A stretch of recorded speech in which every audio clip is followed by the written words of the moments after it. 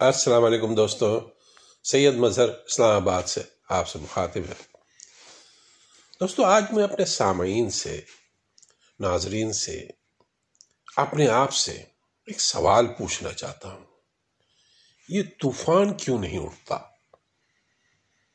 ہماری دنیا عجیب بیلنس، عجیب توازن پر کھڑی ہے۔ ایک طرف گندگی سے اٹی گلیاں، ڈکیتیاں، گم ہوتے بچے، دہشت زدہ وجود اور چھتوں کے بغیر راتیں۔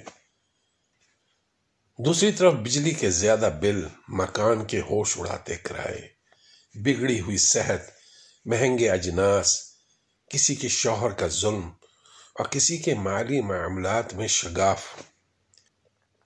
یہ دکھ اپنی اپنی جگہ سچے ہیں، مگر ان کی وسعت کا گھیرا ایک نہیں۔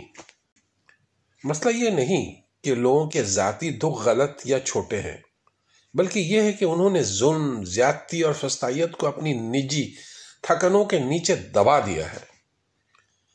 یہ درست ہے کہ بہت تھکا ہوا وجود کسی ظلم اور زیادتی کو نہیں دیکھ پاتا، لیکن ان سب حالات کے باوجود جد و جہد برائے حقوق سب کی اپنی بقا کا راستہ ہے بھائی۔ 1 صدی پہلے جب کسی پر ظلم یا زیادتی ہوتی تھی تو دوسرے لوگ کانپ اٹھتے تھے۔ آج ایک نسل موبائل اسکرین پر مظلوموں کی چیخ اور دہائی دیکھ کر میوٹ کر دیتی ہے۔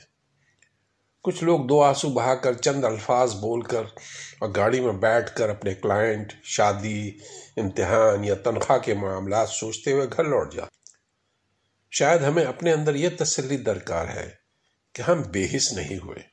ہم نے مذمت تو کی تھی، مگر سچ یہ ہے کہ ہم طوفان اٹھانے کی حد تک زخمی نہیں ہوتے، کیونکہ ہمارا اپنا جسم سلامت ہے، ہمارے بچے محفوظ ہیں۔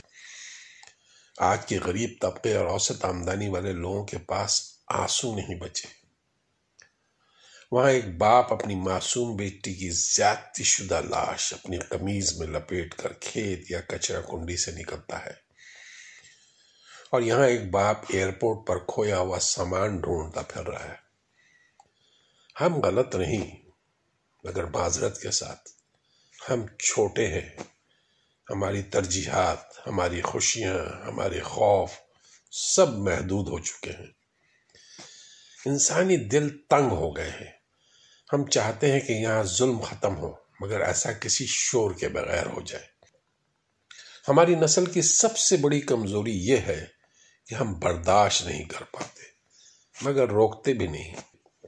ہمیں کوئی احتجاج اس وقت تک یاد نہیں آتا جب تک ٹریفک بلاک نہ ہو جائے، سوشل میڈیا پر ٹرینڈ نہ بن جائے۔ اب تو ہم نے یہ بھی کرنا چھوڑ دیا۔ ہم نے اپنی اجتماعی غیرت کو فالو بٹن میں رکھ دیا اور ضمیر کو بیٹری سیور میں ڈال دیا۔ جب ہم کہتے ہیں کہ اللہ سب کچھ دیکھ رہا ہے، تو دراصل ہم خود کو کچھ نہ کرنے کی سرٹیفکیٹ جاری کر رہے ہوتے ہیں۔ دوسرے کے دکھ اور ہمارے ذاتی دکھ میں فرق صرف فاصلے کا نہیں، اہمیت کا بھی ہے۔ ہمیں لگتا ہے کہ ہم مفلوج ہیں، مگر حقیقت یہ ہے کہ ہم مشغول ہیں۔ ہم نے آئیڈیالوجی کو ضرورتوں کے فہرست سے ہٹا کر جذباتی آرکیو میں ڈال دیا ہے، دفن کر دیا ہے۔ طوفان یوں ہی نہیں اٹھتے بھائی، ان کے تڑپتی آنکھیں ہوتی ہیں، اور وہ دل ہوتے ہیں جو دوسروں کے درد پر تڑپ اٹھتے ہیں۔ ہم دکھوں کے گرد ایسی فصیل کھڑی کر لی ہے، ایسی دیوار بنا لی ہے کہ دوسروں کے ماتم کی صدائیں اب اندر نہیں آتی۔ جب ہم کہتے ہیں کہ باقی سب لوگ خاموش ہیں، تو ہمیں اپنے گھروں اور گفتگوں کے زاویے بھی دیکھنے چاہیے۔ شاید لوگ نہیں، ہم خاموش ہیں، اور ہم نے ہی طوفان کے امکان کو رد کر دیا ہے۔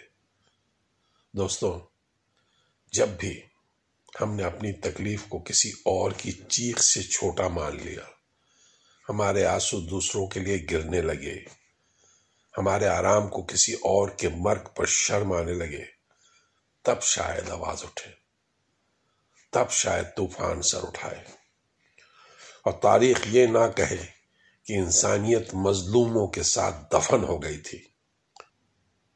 فی الحال مسئلہ صرف یہ ہے کہ ہم سب ٹھیک ہونا چاہتے ہیں، زندہ رہنا چاہتے ہیں اور اپنے دکھوں کے سائے میں بس قلم، تقریر اور نعروں کا استعمال کرتے ہیں۔ دوستو یاد رکھیے گا، جس دل میں آگ نہیں ہوتی وہاں دھواں بھی کبھی نہیں اٹھتا۔